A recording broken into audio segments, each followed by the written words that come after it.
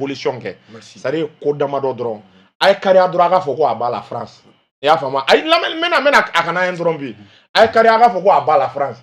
a ye kariya a k'a fɔ ko Poutine bɛ ka politique min kɛ Russie la dɛ k'a politique k'a b'a politique apprécier k'a bɛ Poutine kɔ aw ka kariya a k'o fɔ a ye kariya a k'a fɔ ko CEDEAO ye sanction min bi an kan k'a sanction ko sanction injustice do k'a man ka kɛ wa a ma kɛ sariya kɔnɔ aw ka kariya k'o fɔ bani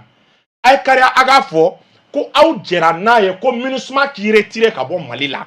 ni point damadɔ n'a ye nin fɔ anw yɛrɛ de bɛ delili kɛ ko vraiment an ka fara ɲɔgɔn kan quoi mais anw t'aw ŋaniya dɔn o la aw ni Faransi cɛla anw tɛ o dɔn k'anw ka da aw la an ka jɛ ka baara kɛ an kana ɲɔgɔn nɛgɛ a ka gɛlɛn parce que gouvernement in ne y'a sera ka nin baara kɛ o de y'a to mɔgɔ ma politique minnu sigi bɛ ka gouvernement kɔnɔ u ma don a kɔnɔ mais tɛ se ka don lamɛnba den bɛ Canada pour que an ka se ka faamuya sɔrɔ est ce que vous voyez i b'a dɔn o risque de bɛ yen gouvernement na anw bɛɛ bɛ siran o yɔrɔ de ɲɛ est ce que i y'a faamu n bɛ kuma dɔ fɔ a ye walahi n bɛ n kali bɛɛ ɲɛna télé in na yan Choguel tile kelen ma deli ka kuma fɔ k'a ye nin fɔ wa n bɛ kuma dɔ f'i ye mɔgɔ don a tɛ sɔn o ma ka taa k'i k'a fɔ bilahi walahi a bɛɛ ni kuranɛ cɛ n bɛ ka tiɲɛ de f'i ye est ce que i y'a fɔ ka kuma don i da ko karisa a ye taa nin fɔ réseau kan tile kelen a ma deli k'a fɔ mɔgɔ ye an fɛn fɛn bɛ k'a défend an ka conviction de don est ce que vous voyez an ka c'est-à-dire kabiri rectification wagati n'i y'a ta k'a lajɛ anw ma tugu sarasiw kɔ u tilenna u nana rectification wagati de la est ce que y'a faamu an sɔrɔla ka tugu sarasiw kɔ c'est-à-dire i kun ye question dɔ fɔ sisan oui n ko ma gouvernement kura min sigira c'est-à-dire mission ka ca awɔ mais yan'o cɛ i kun ye question wɛrɛ kun non n y'o de poser i kunna sisan n ko gouvernement kura c'est parce que an ka débat taabolo filanan ye o de ye problème t'a la gouvernement kura min nana n b'a dɔn k'a fɔ gɛlɛyaw caman bɛ yen awɔ ko n'i y'a ye politicien caman ma y'a kɔnɔla la parce que n bɛ fɛ ka o yɔrɔ de fɔ n'an ma nin certitude sɔrɔ Mali sera ka baara o baara kɛ an y'a kɛ gundo ani sutura la parce que an y'a kɛ risque d'infiltration de bɛ yen gouvernement in ye baara baden kɛ anw ye kɛlɛkɛminɛn caman sɔrɔ peut-être mon père tɛ a kalama est ce que i y'a faamu a bɛɛ ma san ni CFA ye o a sɔrɔla sɔrɔ cogo la o gundo bɔ n'aw m'a yira anw na k'aw pɛrɛlen don ka baara kɛ ni Russe ye ko aw tɛ Faransi fɛ n bɛnale o est ce que i y'a faamu ko vraiment a ni Faransi tɛ baara kɛ est ce que i y'a faamu CEDEAO bɛ ka nin fɛn minnu kɛ ninnu man ɲi MINUSMA ka taa n'u ye condition 4 rempli an yɛrɛ b'a fɔ an ka jɛ an ka baara kɛ mais n'an m'o kɛ anw bɛ siran aw ɲɛ on vous voit comme une menace est ce que vous voyez parce que anw bɛ ka nin baara min kɛ nin progrès min bɛ ka réaliser transition kɔnɔ anw b'a ye n'aw nana ni Ala ma jan ka progrès bɛ détruire Amara o b'a yira k'a fɔ donc danaya tɛ halisa baara tɔ bɛ se ka kɛ n ye mun faamuya sisan o b'a yira k'a fɔ danaya tɛ halisa gouvernement in n'o ye transition ani politique tɔnw ni ɲɔgɔn cɛ donc olu dun kalata se ka kɛ ni politique tɔnw ma wuli kalata in bɛ se ka kɛ cogo di k'a sɔrɔ olu ma impliqué a la sango jamanakuntigi kalata ani élection législative merci beaucoup i bɔra ka min fɔ kalata tɛ se ka kɛ ni politiciens ma impliqué a la mais transition n'i y'a ta k'a lajɛ an bɛ ka kalata organiser c'est-à-dire politiciens bɛ wele wagati min na u bɛ wele o la o par exemple ni élection bɛ ka organiser est ce que vous voyez candidature ni fɛn ninnu ka campagne kɛ y a pas de problème mais jamana tɔ marali est ce que vous voyez n ka kɛ ministre ye n ka nin poste sɔrɔ pour le moment u da tɛ se ka don o la parce que n'u da donn'o la n bɛ fɛn dɔ f'i ye a bɛ anw siran transition ɲɛ a bɛ anw ɲugun fanga in na est ce que i y'a faamu mɔgɔ bɛ mɔgɔ la ni anw kun y'o ye o gouvernement in kɔnɔ o tɛ Choguel ko ye o tɛ mɔgɔ ko ye anw bɛ ɲugun fanga in na n'olu tilala ka na fanga sɔrɔ tuguni est ce que vous voyez n'olu kelenw tilala ka na fanga sɔrɔ n'u tilala ka na fanga sɔrɔ o b'a yira ko ko kɛra nin 30 années démocratie kɔnɔ an kana ɲɔgɔn nɛgɛ ko maliyɛn ma foyi faamu o b'a yira ko maliyɛn yɛrɛ tɛ dɔn ka ban parce que an bɛ wagati min na i bɛ ka tile la an ko n ka ya bɛ kɛ ne bolo nin transition kɔnɔ an bɔra ko caman kalama parti minnu bi maliyɛnw kan ka faamu parti minnu n'u kariyalen don k'u tɛgɛ di Faransi ma n'u kariyalen don ka baara kɛ ni CEDEAO ye o partiw bɛɛ dɔnnen don bi n tɛna parti tɔgɔ fɔ bi maliyɛnw kan k'o dɔn maliyɛnw kan ka dɔn fana parti minnu n'u kariyalen ani Russie ka continuer baara la ani Iran ka continuer baara la ani Chinois ka continuer baara la est ce que i y'a faamu an bɛ ka nin situation CEDEAO bɛ ka bi an kan parti minnu kariyalen don est ce que i y'a faamu ka baara kɛ o logique kɔnɔ o hakilina kɔnɔ o parti ninnu maliyɛnw ye olu bɛɛ dɔn donc an bɛ wagati min na il faut tout faire bi pour réduire l'influence des partis politiques parce que ni parti politique ou ka influencer ma réduire an kana ɲɔgɔn nɛgɛ baara tɛna se ka kɛ an bɛna gouvernement kɔnɔna la Ikoko we ko ka baraka wati min diro ma peut-être que il ka kuma to ala no te wati min diro ma wati bana binta min ye ka fo gouvernement kura in sigira amara min fo sa ka fo danayate politique mo ka ble u ka do gouvernement kono a be se ka transition ka bara se ko aywa danaya ko ko danayate ble gouvernement kura in aywa kalata min to tora kalu damado e nyaba la cogodi bara se ke dana to bara to se ke dana ko no cogodi bon nunga stratégie amara nunga stratégie de ni ni ko kibe France ka espion yɛrɛ tabi Mali kono o amara nunde dis pourquoi Francis slogan jumɛn régner diviser pour régner olu to de kɛ olu mu yɛrɛ kɛ faso den kan kɛ faso den juguya ka tila k'a yira tuguni anw tɛ se ka don a kɔnɔ parce que danaya tɛ parce que olu yɛrɛ dalen t'u yɛrɛ la o kuma olu de ta ye jamana olu bɛna anw bɔ malidenya la wa il faut qu'on soit très clair. Ay kariya do afo aba la France am be jega bara yi. Afo do aba la France. Aba la France. Ko ina no tro. Kele be ke ka soro ma mo ni. France ta ngo problème yi. États-Unis ta ngo problème yi. CEDEAO ta ngo problème yi. Mais mu ya ngo problème o ya on yere dama de ni ngo. Non, an se ga yo. Niveau France ta ngo problème yi. Ayi, non, tu sais que ne te do kono quoi. Ne te do lu système nous kono quoi. Pour dénigrer les uns et les autres, on te do lu kono quoi. Parce que ya dam na on yere la ka tla ka. Oui, jamana de an se ka aw yɛrɛ an tɛ ka mɔgɔw ka personne de yɛrɛ non parce que et pour personnalité politique jumɛn tɔgɔ mɛn ne et de ko ni ko politique dɔrɔn tous les acteurs politiques les kuma n'olu de ma voilà mais kana fɔ non il y a bɛɛ dɔgɔ parce que an bɛɛ b'a kɔnɔ o tɛ tiɲɛ ne fɛ ka mun fɔ Amara o yɔrɔ la ale se ka éducation ni ay abwa kana dɔgɔma fɔ parce que ne éducation ay ne tɛ dɔgɔma ne tɛ fɛ ka fɔ ko ne parce que ne éducation reçu ni lamɛn non gouvernement tɛ baro in na la baro de mais problème an tɛ ka débat tɛ taa i ka jɛlɛn dɔ dɔgɔyamali tɛ mais n bɛ fɛ ka kuma min fɔ a ye ale tɛ se k'a fɔ k'anw tɛ don nin kɔnɔ an tɛ don nin kɔnɔ mɔgɔ t'anw wele o anw ye malidenw de ye a diyara transition ye a ma diya transition ye an ye malidenw de ye et puis frontière fanga ye bɛɛ de ta ye n'a bolo bolo 2 ans comme ça ni y'a ye frustration ni fɛnw bɛ ka kɛ u yɛrɛ ka u ka bilan lajɛ parce que mɔgɔ dɔw de ma don a kɔnɔ minnu kan ka kɛ homme de terrain t'u bolo mun b'u bolo dɔrɔn communication fana wagati de b'a la o n y'o de fɔ n ko Choguel nana na wagati la mais a k'a essayer ka pratique dɔ k'a la n'olu bɛ se ka pratiquer maliyɛnw bɛ problème min kɔnɔ bi a tɛ kɛ. nka o gouvernement kura in sigira sa est ce que bi aw ɲɛ bɛ baara taabolo la cogo di élection ni ayiwa carte biométrique kow caman fana kumaw bɛ sen na k'a fɔ référendum kɛra nin sɛbɛn ninnu ma se ka di ani labɛn caman bɛ yen kalo tɔ tora damadɔ de gouvernement bɛ se ka i sinsin baara jumɛn kan aw yɛrɛ ko k'a ma don gouvernement kɔnɔ baara bɛ se ka kɛ k'aw to kɛrɛfɛ cogo di. bon ni ko an ma don a kɔnɔ an b'a kɔnɔ parce que anw ye fasodenw de an bɛ ka an ka baara de kɛ frontière fanga de don mais n'an taara élection na olu de bɛ ka élection ko in fɛn o n'an taara élection na mun ye mun ye o bɛ dɔn mais olu ka stratégie ye mun ye k'anw dɔgɔya de fɔlɔ ka population ban na population ma dɔn anw ye mun ye o c'est pas le moment u ka division ni fɛn ninnu dɔ kɛ n'i ye France représentant ta Amara ninnu de don parce que France b'a diviser de pour régner olu fana b'a dɔn n'anw dɔw nana sur le terrain olu tɛ place sɔrɔ. bon n bɛ fɛ ka mun fɔ transition mɔgɔw ye u ka bɛɛ lajɛ u tɛ yan mɔgɔ kelen t'u nɔfɛ jamana mun bɛ mun mérité wagati min na o bɛ na an sɔnnen n'o ma gouvernement kura min falenna an bɛ kɔrɔlen minnu bɔra an b'olu fo kura minnu nana an bɛ dugawu de k'u k'u cɛsiri u kana mɔgɔ lajɛ dɛ mission min dir'u ma u k'u ka mission lajɛ n'i taara secrétaire général du gouvernement na bɛɛ n'a ka mission de don u k'u ka mission lajɛ u nana c'est un bout d'état mais jamana fana tɛ se ka jɔ tant que ni élection ma kɛ. ni y'an ka campagne wagati de élection kan ka kɛ wagati min na u k'a kɛ u k'u cɛsiri mission défi camanba de b'u ka mission ninnu na a ka ca. ayiwa oui tɛmɛna ye a ka ca MINUSMA taara solution jumɛn b'u bolo pour que ka se k'o remplacer il y en a plein d'autres. adama aw minnu ye politique dungew ye n'o ye adama yɛrɛ ye ayiwa k'a fɔ gouvernement kura min sigira aw a fɔra k'a fɔ aw kun jigi dalen bɛ min kan n'o ye ka don gouvernement kɔnɔ kalata bɛna kɛ cogo di baara tɔw bɛna kɛ cogo di. an jigi tɛ Choguel kan foyi kan n bɛ min fɛ gouvernement kɔrɔ min taara n tɛ mɔgɔ si dɔn a la ni mɔgɔ saba tɛ ne n bɛ min dɔn ministre de la défense ministre de la finance ani ministre min a tɔgɔ di ministre de l'intérieur ani Jɔ Kulibali n b'o dɔn depuis Alifa ka waati. min bɛ yara kuma baba ninnu na n b'a dɔn depuis Alifa ka waati an jigi an tɛ nin gouvernement min taara sirada la fɛn de y'a fɔ dɛ Ture de y'a fɔ maître Ture o nana ka taa n t'a dɔn ministre min ye min ye walahi bari n b'a dɔn ninnu tɛna se ka baara kɛ o ka mentor yɛrɛ min ye n'o ye Musa Tarawele ye Musa Tarawele tɛ ministre ta ten o o kɛra anw ɲɛna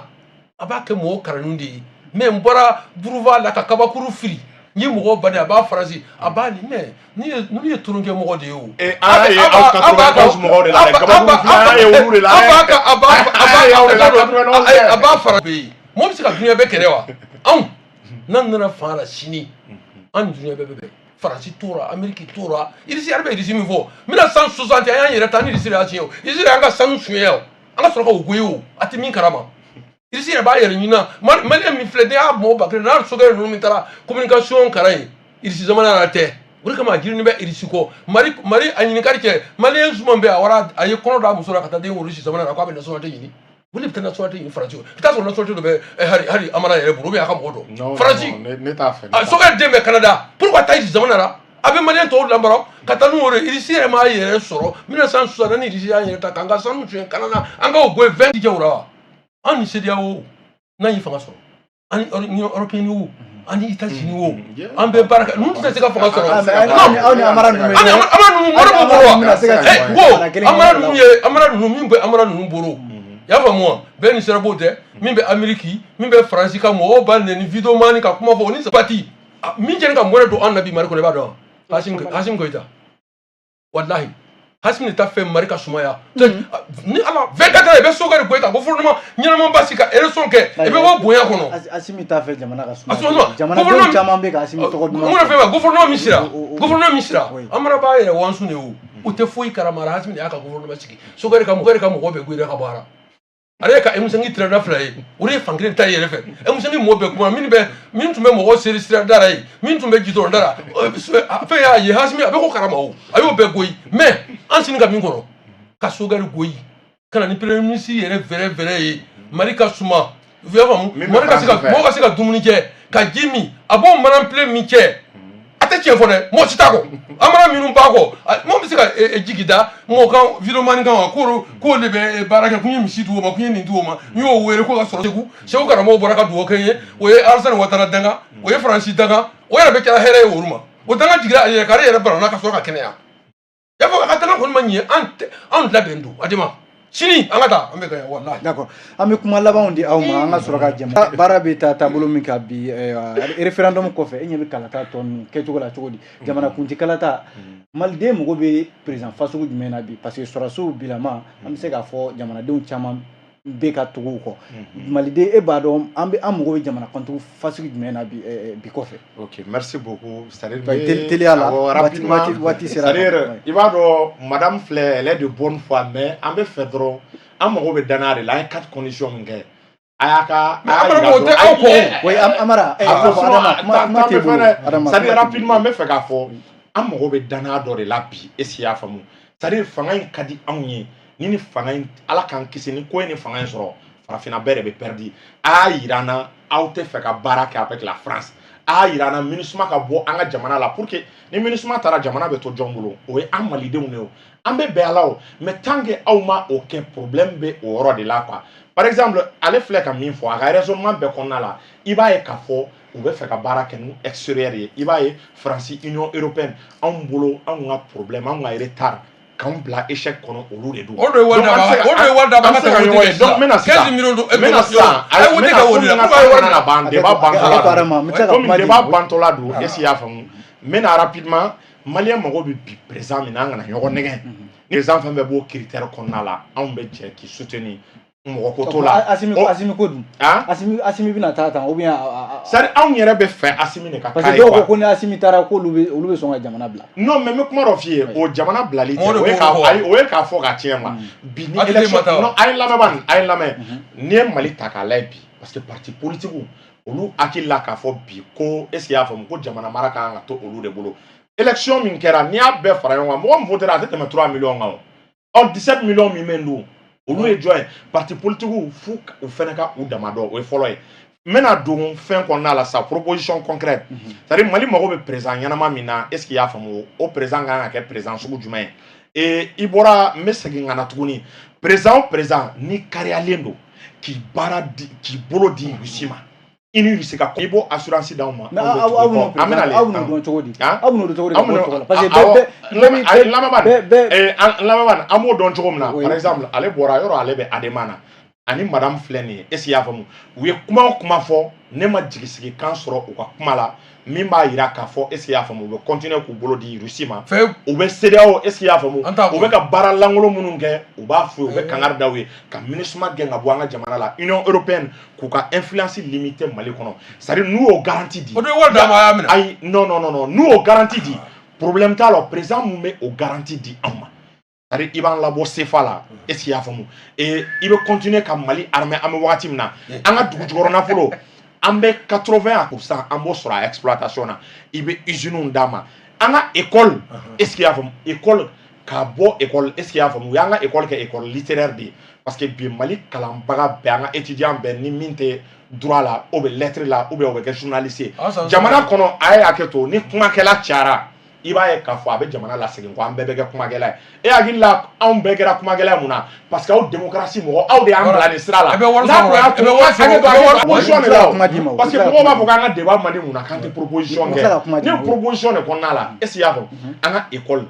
ministre kura min nana est ce que y'a faamu an bɛ segin ka fɔ a ye a k'an ka programme scolaire min bɛ nalen san wɛrɛ jamanakuntigi kura sa kɛ bon jamanakuntigi kura est ce que y'a faamu mais a ka daminɛ kabiri ministre kura in na u k'an ka école orientée science la an ka taa science ni technologie ɲɛɲini missile dilan cogo a kana ye tan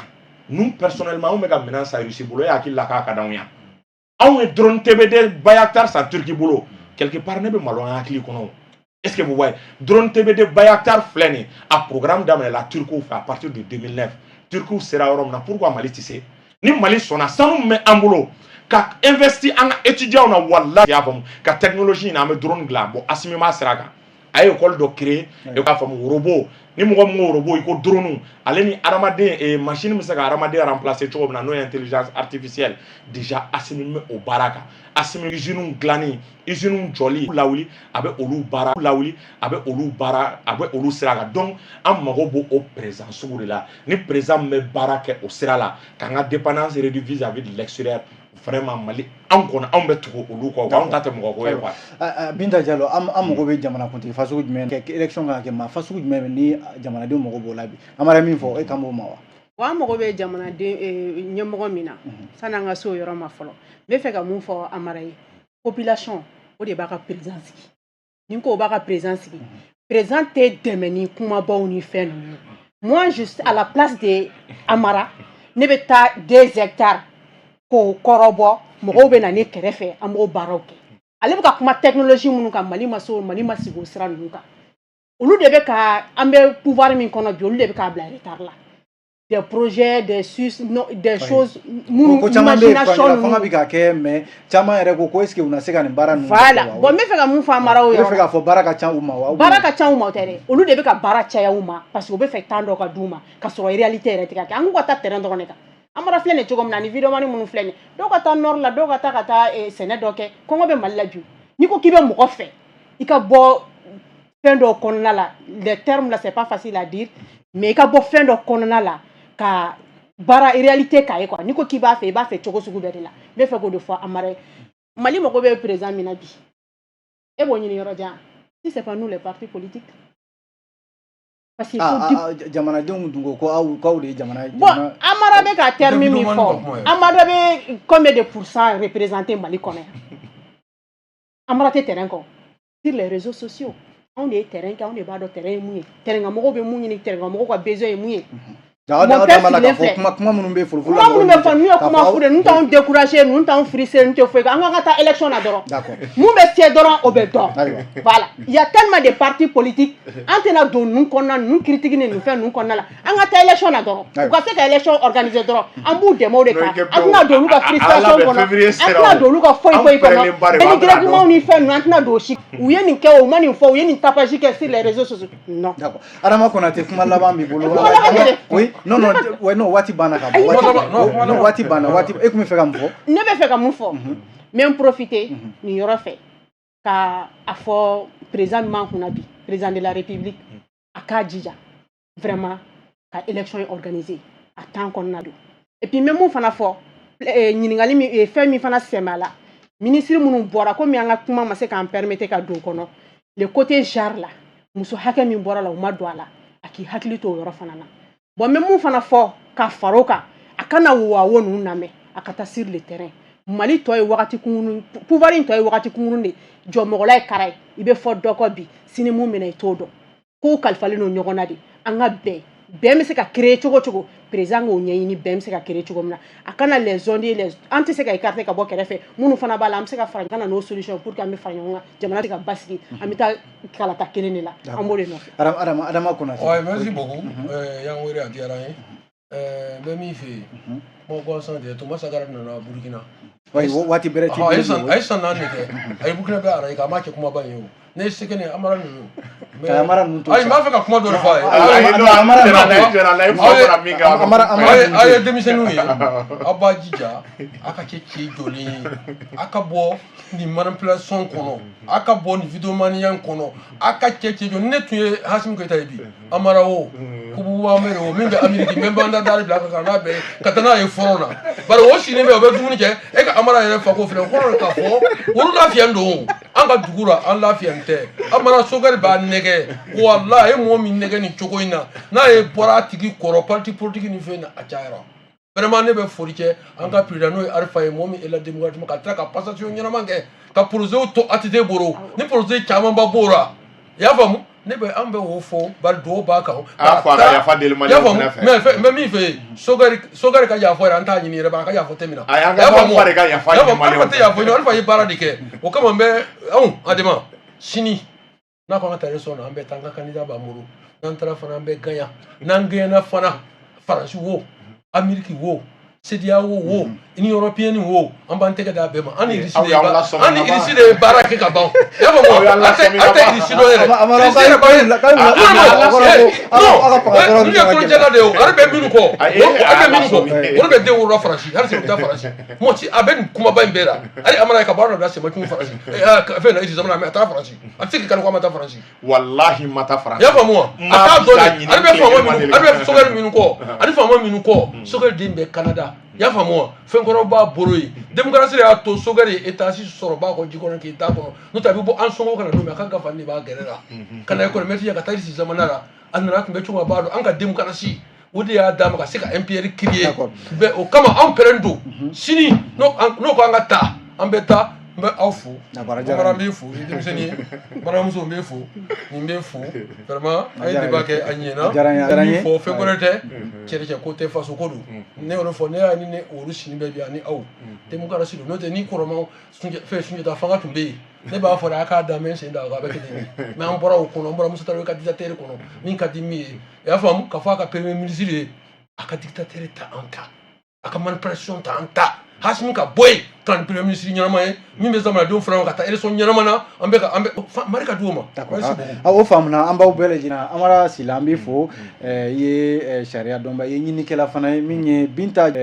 jekulu mbena kam ensemble pour le changement aller bo nyemoya la binta ek mu fa mu defo jamukan bana ka bon mo kilendo no